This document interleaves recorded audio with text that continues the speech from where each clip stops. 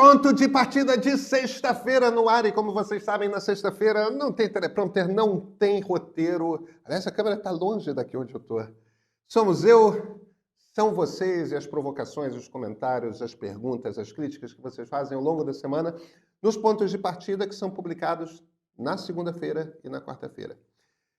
E, como vocês sabem, como vocês estão vendo, eu estou num ambiente um pouco diferente aqui. Eu não estou no escritório da minha casa. Eu estou nos estúdios meio de São Paulo, a terra da garoa, a terra do meu filho do meio, a terra da minha avó paterna.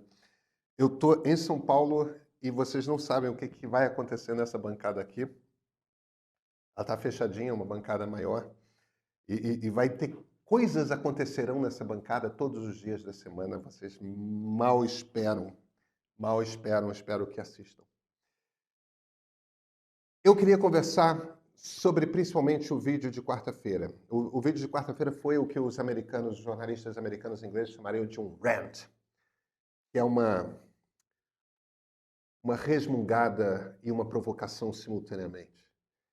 Que é a questão do que aconteceu, dos ataques que a cantora Isa e sua filha sofreram pelo fato de a menina ser branca e Isa ser evidentemente negra. E eu quis trazer um ponto essencial, que é um debate sobre como que a gente está, principalmente dentro do movimento negro, lidando com a questão de racismo, com a definição de racismo, etc. E eu queria começar com um comentário da Thaís Nicoletti. A Thaís fez um comentário que tem muitas informações que muitos outros comentaristas trouxeram, com a diferença de que a Thaís foi educada, apresentou uma resposta estruturada, concisa, precisa, muito clara, e isso me permite avançar nessa conversa. Muito obrigado, Thaís. Falando sério. Pedro, racismo reverso não existe porque a relação de poder é dominada por nós brancos. Não é possível uma pessoa negra oprimir uma branca pela raça dessa, pelo contexto estrutural em que vivemos. A questão que parece ter ocorrido com a cantora é simplesmente racismo, a estão humilhando em última instância por ela ser negra. Se fosse uma mulher branca, só haveria comentários elogiosos, não importando a cor da criança. Recomendo com urgência a leitura do livro de Robin DiAngelo, que no Brasil tem o título Não Basta Não Ser Racista, é Preciso Ser Antirracista, que não faz jus a todo excelente conteúdo, o qual trata muito didaticamente da nossa branquitude e do nosso racismo, seja ele explícito, perverso ou involuntário. Thaís, meu problema é o seguinte, não está funcionando. Vamos lá. Do que a gente está conversando aqui? A gente não está conversando a respeito de conceitos científicos, até porque o conceito de racismo estrutural não é um conceito consensual dentro da academia, principalmente aqui no Brasil. Mas essa é uma discussão que a gente já tem adiante. A questão é como comunicação não está funcionando. A maneira como esse conceito está sendo trabalhado e está sendo comunicado não está funcionando. Não está funcionando dentro do movimento negro e não está atingindo a sociedade. E o que eu quero dizer com isso é o seguinte. Quando a gente fala de academia, a academia quer entender o que as coisas são e como que as coisas são e por que as coisas são. E está tudo certo, isso é uma outra conversa. Outra coisa completamente diferente é o seguinte. Existe um padrão de comportamento dentro da sociedade e é desejável, é necessário que esse padrão seja transformado, seja modificado. Da maneira como esse troço está sendo trabalhado, inclusive por esses livros, não está funcionando. Não está funcionando por muitas razões. Mas antes disso, deixa eu deixar uma coisa clara a respeito do meu ponto de vista, uma coisa que eu acho que está clara no vídeo. Mas pelo seu comentário, eu fico com receio de que não esteja claro bastante. A vida para pessoas negras no Brasil é um inferno. Não há comparação em termos de facilidade de navegar pela vida entre o que tem uma pessoa branca e o que tem uma pessoa negra. Não há. Existem motivos históricos, existem motivos sociais e existem motivos culturais para que isso seja assim. A gente começa pelo básico. A gente começa pelo fato de que durante mais de 3 séculos a mão de obra no Brasil foi escrava e as pessoas escravizadas eram negras. eram negras por conta de uma ideologia que tratava essencialmente pessoas pessoas negras como biologicamente ou intelectualmente, ou tanto biologicamente quanto intelectualmente inferiores a brancas. Isso é uma coisa que, do ponto de vista da ciência que nós temos hoje em dia, é claramente absurda. A quantidade de melanina que você tem na pele, a quantidade de, o mais escuro, o mais claro que sua pele seja, representa 0,0000001% do código genético, não faz nenhuma diferença. Não faz rigorosamente nenhuma diferença. Em termos da sua capacidade, dos seus talentos, tudo mais, isso não influencia em absolutamente nada a respeito da sua personalidade. Mas acreditou-se nisso até a década de 50, inícios da década de 60. Muita gente acreditava, inclusive, que isso tinha base científica até os anos 50 e início dos anos 60 do século passado.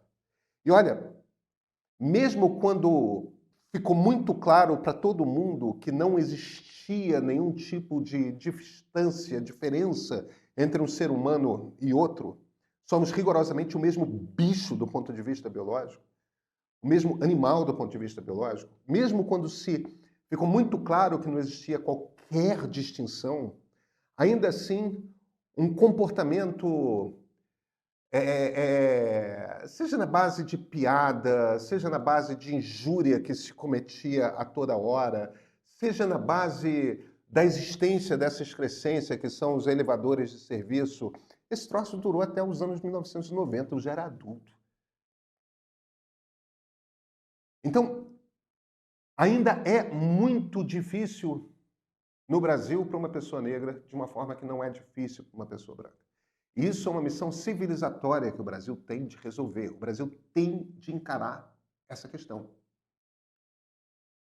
A gente precisa resolver isso. Veja,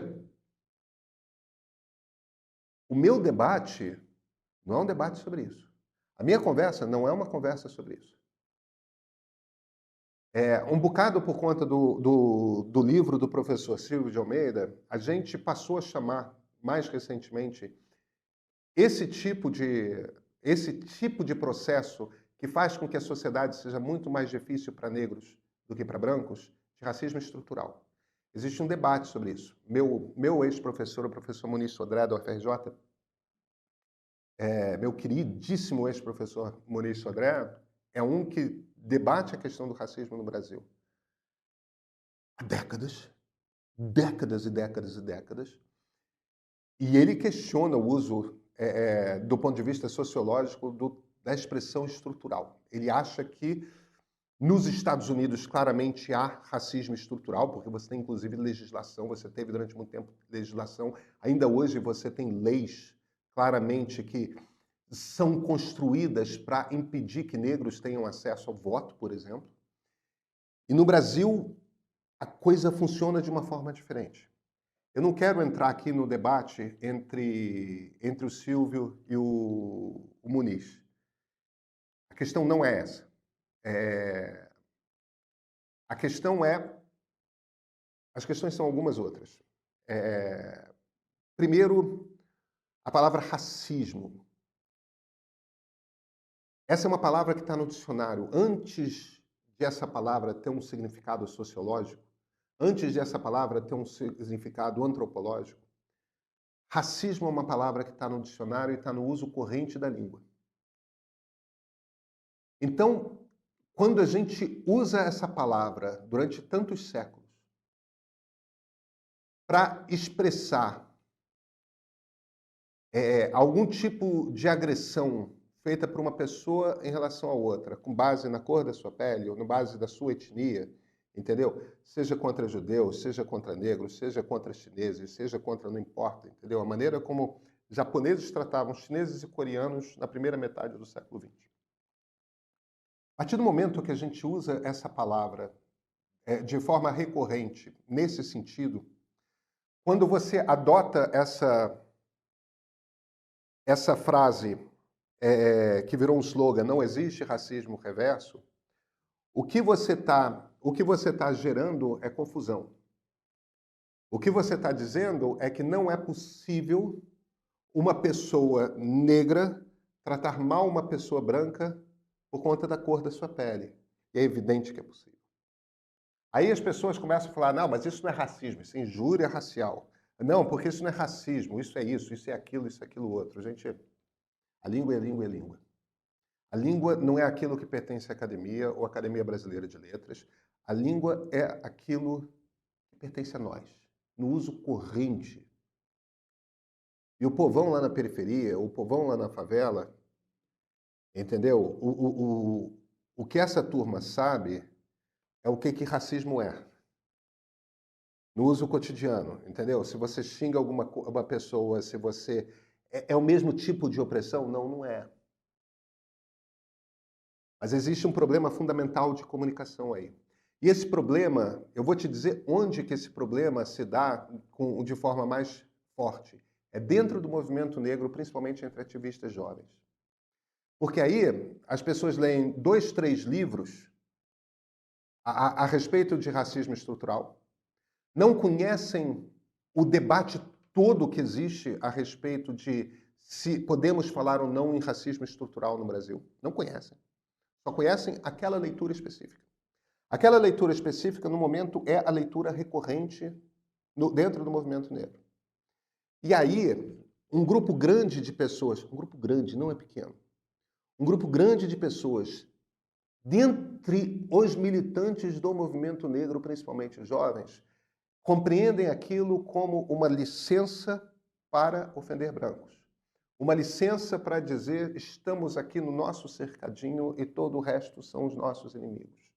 E eles podem ofender brancos o suficiente e à vontade, porque, afinal, não existe racismo reverso. Eu não estou oprimindo. Eu só estou falando aquilo que eu tenho vontade de falar. Aquilo que eu sinto. A gente pode até entrar num debate sobre se há razões para essa raiva, há razões para esse ódio. Tudo bem. Esse não é um episódio isolado. A ministra Nieri Franco já precisou demitir assessores do ministério por terem se expressado de forma racista no Instagram, no Twitter. Se um assessor ministerial não percebe que não pode se comportar de uma determinada forma, que há uma profunda violência na forma como essa pessoa se comunica, se uma pessoa não percebe isso, imagina ali na base. Então, esse tipo de comportamento, às vezes ele chega à imprensa. Quando é assessora de uma ministra, quando é contra uma cantora famosa e sua filha. Mas na maior parte das vezes que esse tipo de coisa acontece, eu já vi isso pelo menos 2 vezes, na minha frente, com pessoas do movimento negro, jovens. Entendeu? Se referindo a pessoas brancas de forma pejorativa por conta da pele, da cor da pele. Eu entendo que existe um exercício de poder aí, que é a partir do momento que você se sente empoderado, porque existe um espaço no qual você finalmente pode se comunicar, existe uma dor a respeito da qual você finalmente pode comunicar, e de repente a maneira, principalmente para gente imatura, é você se comportar do tipo, haha, eu posso ter esse comportamento também, e eu estou perdoado por conta da minha origem. Não tá. E aí tem um problema maior, ao qual esse troço todo se junta, que é o seguinte: 3/4 da população brasileira está votando na direita, tá?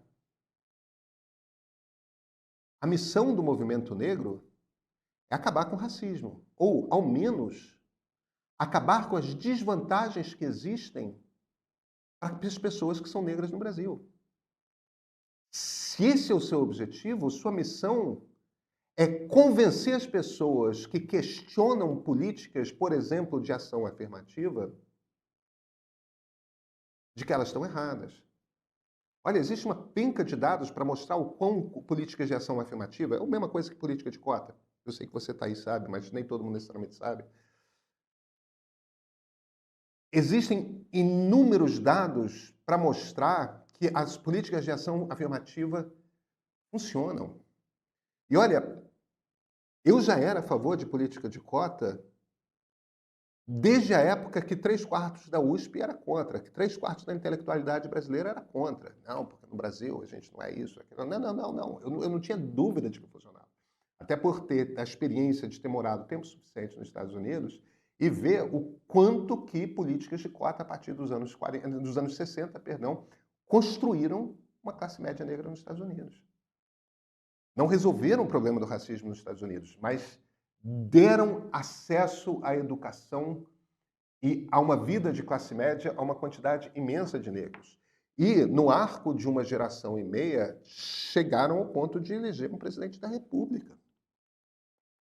Barack Obama é fruto direto de políticas de ação afirmativa. Não que ele tenha tido, ele não teve.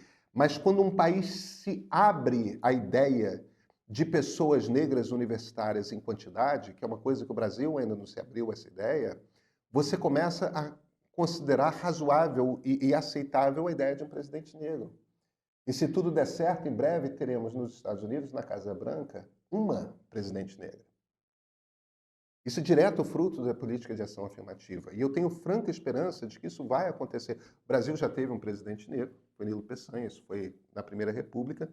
É uma outra questão, a gente não vai ter a inauguração desse cargo, mas a gente vai, em breve, eu tenho certeza, começar a ver mais e mais lideranças políticas negras justamente por conta da política de cotas. A gente só está no começo disso. A gente só está na primeira década desse troço. Agora, tudo isso, essencialmente, é um jogo de convencimento. E para que o jogo de convencimento aconteça, você precisa entender como que as pessoas se comunicam. E é perfeitamente possível olhar para um caso de racismo explícito, que é, e dizer, olha, uma pessoa branca pode ser vítima de racismo durante um momento da sua vida, se sentir magoada, se sentir ferida, se sentir até humilhada, e depois, no dia seguinte, acordar e nunca mais ver aquilo. Enquanto que uma pessoa negra precisa conviver com o policial da esquina por toda a sua vida. E precisa ter medo pelos seus filhos. Pois é um país duríssimo. A gente pode reconhecer que o problema é de uma ordem para pessoas negras sem negar o fato de que existe o problema de pessoas brancas também. E que tem havido com mais frequência por parte de pessoas integrantes do movimento negro, que deveriam ser antirracistas, que deveriam saber se comportar, que deveriam ter, inclusive, empatia com essa dor. O ponto aqui que eu estou fazendo é o seguinte: essa linguagem que um pedaço da esquerda adotou se tornou uma arma da extrema-direita, uma arma de radicalização. Se tornou uma arma para reverter politicamente todos esses ganhos. E isto, para pessoas progressistas, como é o meu caso, é um problema. Em alguma hora vai precisar cair a ficha de que essa linguagem, essa maneira de falar e a maneira de agir politicamente que nasce dessa linguagem não está avançando a causa, está dificultando a causa. E como eu considero, e eu imagino que boa parte de vocês assistindo consideram que é uma necessidade civilizatória para o Brasil cruzar esse Rubicão, então, cara, é hora de começar a olhar para os livros sobre racismo estrutural e dizer, cara, pelo Foucault não está indo. A gente vai ter que encontrar um outro caminho para explicar o que está acontecendo. Eu sou Pedro Doria, editor do Meio. Essa madrugada entrou no streaming do Meio o ponto de partida, o primeiro episódio, ponto de partida da série. Eu estou numa felicidade, até porque, de certa forma, é o meu primeiro filme.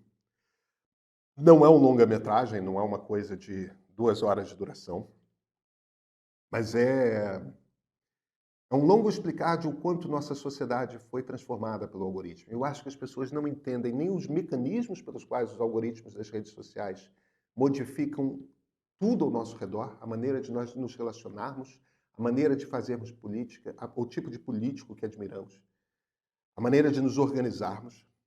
Não só as pessoas não compreendem a mecânica do algoritmo, como as pessoas têm dificuldade de perceber o quão profundamente fomos transformados pelos algoritmos das redes sociais.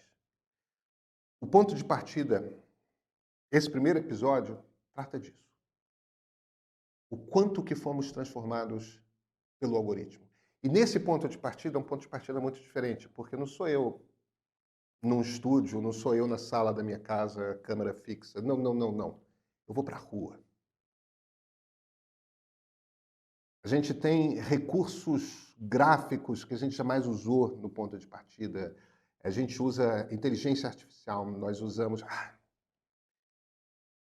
filme está muito legal. E você pode assistir agora. Assim no meio.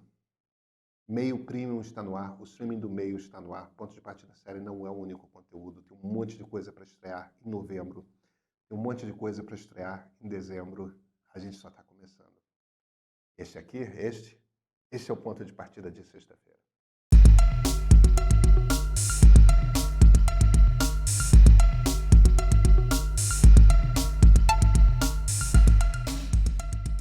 Fabiano Reus. Por mais que a cor branca do bebê tenha sido o mote para os ataques, é importante não esquecer que o alvo, portanto, a vítima foi uma mulher negra. Negros também são capazes de atos racistas contra outros negros. O colorismo é uma dessas formas e parece ter sido esse o caso. Fabiano, muitas pessoas, inclusive a Thaís meio que mencionou isso, a Thaís do primeiro comentário meio que mencionou isso, muitas pessoas falaram isso. Ah, não, a vítima dos ataques foi a Isa, não foi o bebê. Eu discordo. E aí eu falo como pai, tá? Eu discordo pelo seguinte.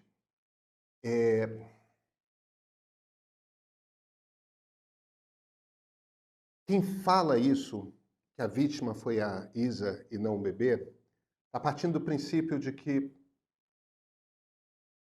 Eu estou procurando a palavra aqui, que o bebê de alguma forma não foi emocionalmente afetado. A palavra que está me vindo à cabeça é energia. E o receio que eu tenho de usar a palavra energia, bad vibes, más vibrações, é que fica parecendo uma coisa meio Odara, né? Fica parecendo uma coisa meio esotérica. E não é isso que eu quero dizer. Quando esse nível de agressividade é dirigido a Isa por causa da filha dela, tem uma carga emocional que fica com a mãe. Tem um peso emocional que fica com a mãe. Isso se reverte. Isso se reverte para a filha. Reverte para a filha na tristeza que a mãe passa. Se reverte para a filha no leite. Se reverte na maneira de pegar. Se reverte no clima que se forma na casa e na relação dessa mãe com essa filha. Se reverte nas pessoas em volta. Não parte do princípio de que nada dessa carga chegou na filha, porque, cara, bebês, principalmente bebês recém-nascidos, são de uma sensibilidade para tudo o que está acontecendo em volta.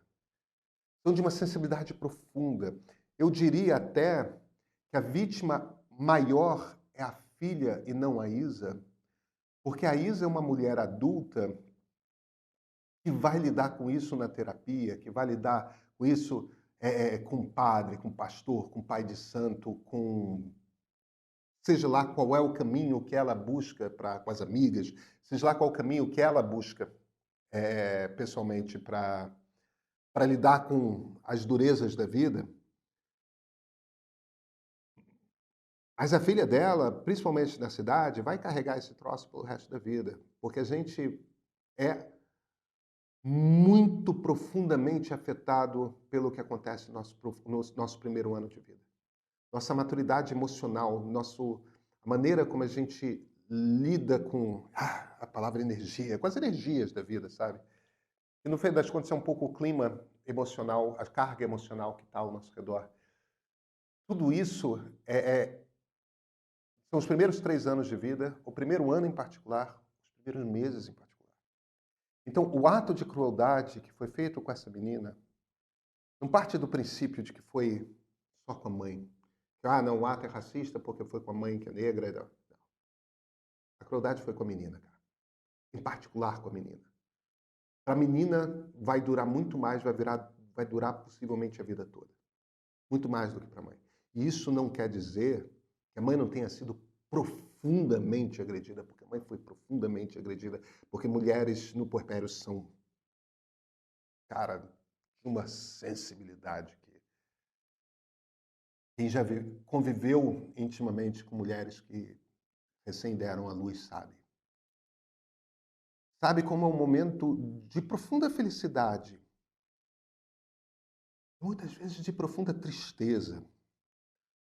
As emoções são intensas, difíceis. Estou com as duas. Deixa eu só ler esse último comentário aqui, que é um comentário que quando eu li hoje no avião, vindo para cá, selecionando os comentários, me emocionou. Tipo, é aquela coisa que você lê e te arranca um sorriso no rosto de repente, mexe com você, e que eu acho que toca num ponto fundamental que a gente está perdendo. Gustavo Pereira da Silva. Pedro, parabéns pela coragem desse vídeo. Quero dizer que a minha mãe é negra, costureira, e meu pai é branco, torneiro mecânico. Meu irmão é negro, de cabelo black power e está terminando o doutorado em educação na Unesp.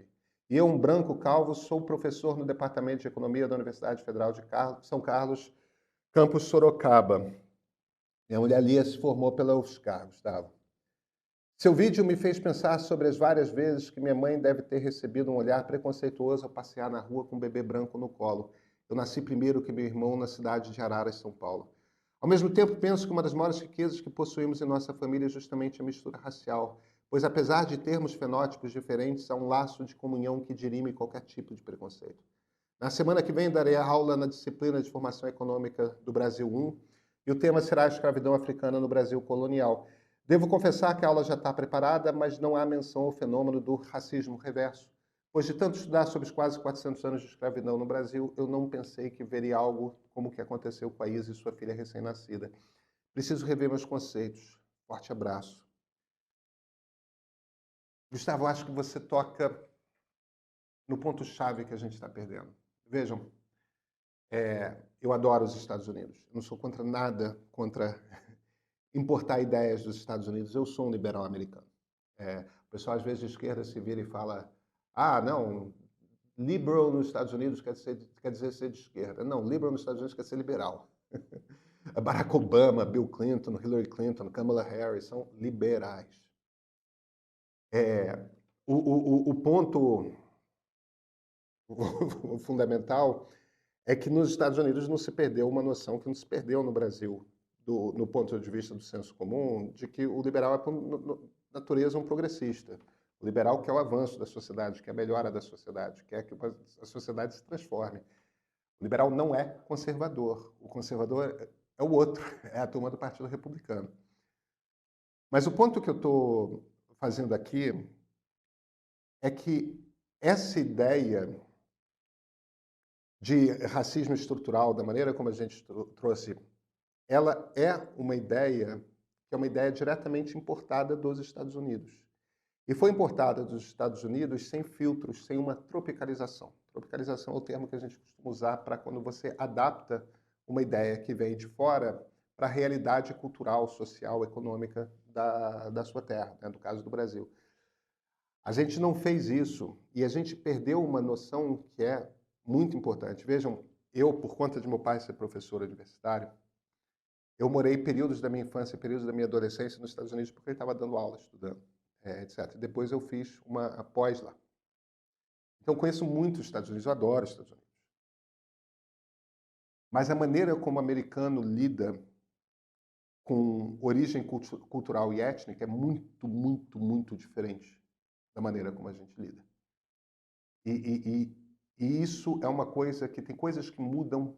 Vejam, eu conheço o Brasil inteiro. Eu viajo, eu passo por todas as regiões do Brasil todo ano. Norte, Nordeste, Centro-Oeste, Sudeste, Sul. Todo ano eu visito Minas, todo ano eu visito São Paulo, eu visito quase toda semana. Eu visito todo o país e tem muitas coisas que mudam profundamente. A maneira como a gente lida com raça não muda. A gente se mistura. Por que a gente não fala de ítalo-brasileiros, de teuto-brasileiros, de nipo-brasileiros, de afro-brasileiros? A gente não fala dessas coisas. Eles falam Italian American, Irish American, Jewish American, Japanese American, African American. Qual é a diferença? A diferença é que a gente se mistura. A gente sempre se misturou. Os portugueses sempre se misturaram. Portugal é um país misturado. Muito mais misturado que todo o resto da Europa. Português é celta misturado com latino, latinos romanos, né? Misturado com visigodo, misturado com ostrogodo, misturado com berbere, são os mouros. Os povos iam chegando ali na Península Ibérica, em Portugal, iam tendo filhos, saíam casando. Aí é natural que os portugueses cheguem aqui no Brasil e imediatamente comecem a ter filhos com as indígenas. Imediatamente. E sempre tiveram filhos com as mulheres escravizadas. É claro que a gente pode ter um debate intenso e importante a respeito de o quanto que esse processo, principalmente com as mulheres escravizadas negras, não havia um processo de violência, de estupro ali. É evidente que a gente pode ter essa conversa. Com as indígenas é mais complicado porque a cultura tupi era uma cultura em que parte da hospitalidade, principalmente no século XVI e XVII, parte da noção de hospitalidade era a miscigenação também, a relação sexual. Você chega numa aldeia tupi no século XVI e XVII, as pessoas imediatamente oferecem sua mulher, suas filhas, como para dormir com você, como parte do processo. É uma característica daquela cultura. Não é uma característica das culturas Banto e Urubá, que são as principais culturas africanas que vieram aqui para o Brasil. E a gente não pode negar o aspecto de poder que o senhor de engenho tem sobre a mulher. Então, não estou dizendo que a questão da miscigenação no Brasil não tenha como parte desse processo uma relação de violência, principalmente no momento do nascimento do Brasil, ali séculos XVI, XVII e XVIII. Mas existe um aspecto da nossa cultura que é a gente se mistura. A gente não pergunta quando a gente está na faculdade, quando a gente está no segundo grau, quando a gente está começando a vida adulta, quando a gente vai ter uma namorada, quando a gente vai ter um namorado, com a sua origem cultural. Você é italiano, você é alemão, você é português, você é iorubá, você é banto, você é tupi, você A gente não faz essas perguntas, a gente se encanta com as pessoas, a gente namora. E isso faz com que a gente seja misturado pra cacete. Um dos problemas de estudo genético no Brasil é que a gente não pode usar para questões de diagnóstico, de prognóstico, tal, que é um troço importante no estudo de genética. A gente não pode usar estudos europeus, a gente não pode usar estudos americanos, a gente não pode usar estudos africanos, porque o nosso DNA conjunto é fruto de uma mistura. E famílias como a sua, Gustavo, são famílias extremamente comuns no Brasil. Casais em que a mulher é negra e o homem é branco, ou o homem é negro e a mulher é branca, um pouco menos, são casais muito comuns. E esses casais terem filhos e filhas que nascem com fenótipos muito contrastantes, tipo um filho negro, um filho branco, é muito comum. E a gente apaga esse debate. A gente apaga por completo esse debate. Entendeu? Tem questões fundamentais aí que vem cá, seu irmão tem direito à cota e você não tem direito à cota, Por quê? Estruturalmente, as condições às quais vocês foram submetidos, entendeu? Uma infância mais pobre, uma dificuldade de acesso à classe média, a qual vocês obviamente chegaram, isso não é igual para você e para o seu irmão? Eu não estou dizendo que seja uma resposta simples, porque possivelmente seu irmão tem dificuldades que você não tem. Entendeu? A adolescência, principalmente na lida com policiais, esse tipo de coisa, por exemplo, talvez seu irmão tenha tido algum tipo de dificuldade que você não teve. Esse não é um debate fácil. Esse é um debate difícil. Mas naquela coisa do Darcy, eu sempre retorno... É muito engraçado um liberal citando um desenvolvimentista, evidente como o Darcy Ribeiro. Mas o Darcy é um cara por quem eu tenho uma imensa admiração, entre outras coisas, porque eu acho que ele estava muito equivocado em muitas coisas, mas é um tremendo de um bom caráter. E um tremendo de um apaixonado pelo Brasil. E um cara com uma capacidade de olhar com generosidade para o nosso país, que a gente está perdendo. Entendeu? É claro que o nosso país é muito difícil para muita gente, mas se a gente não é capaz de olhar com generosidade para o nosso país, o que sobra? Não é? E eu acho que a gente está falando sobre racismo e a gente está falando sobre política para dirimir o problema, para atacar a questão da incivilidade que o racismo provoca no Brasil. A gente está falando de um jeito que é um jeito que não promove a integração. É um jeito que reforça a separação. Os gringos são separados, nós não somos isso. A gente é misturado. Eu sou misturado, eu sou aqui branco. Eu tenho uma voz negras, pretas, para usar o vocabulário, não a voz imediatas, mas algumas gerações acima. Como eu tenho a voz tupi, eu tenho 8% do meu DNA, 7 para 8% do meu DNA tupi. Eu sei isso porque eu fiz a coisa divertida que é medir o mapa genético. E eu adoraria, a gente ainda não tem refinamento para saber se eu sou mais de Yorubá do que Banto. Mas, claro, não está no meu fenótipo, não está dos meus irmãos, ainda está um pouco no do meu pai. Mais nos pais dele. Porque a coisa vai diminuindo, mas uma das minhas filhas... Gente, o ponto que eu estou fazendo é... Ser mestiço é bom. Esse é um troço que a gente devia celebrar no Brasil. E se a gente só olha para o aspecto da violência e não olha para o aspecto do amor, é amor. Eu tenho certeza que é amor entre os seus pais. Do jeito que você fala sobre sua família, sobre... Claro que é amor. A gente tem como povo essa capacidade de amar para além da cor da pele. E a gente está fazendo um debate, uma discussão, principalmente entre os progressistas, principalmente dentro da esquerda, em que está se esforçando para negar que há amor também nesse processo. Para negar que ser mestiço é da nossa natureza. Porque as pessoas que estavam agredindo a Isa e a filha dela, é isso que estavam dizendo. Ah, por que misturar? Misturar, porque misturar é ser brasileiro. Está na hora da gente começar a celebrar isso, sabe? Gente, falei demais aqui. Acho que a empolgação com o estúdio novo. Vamos sextar. Até segunda.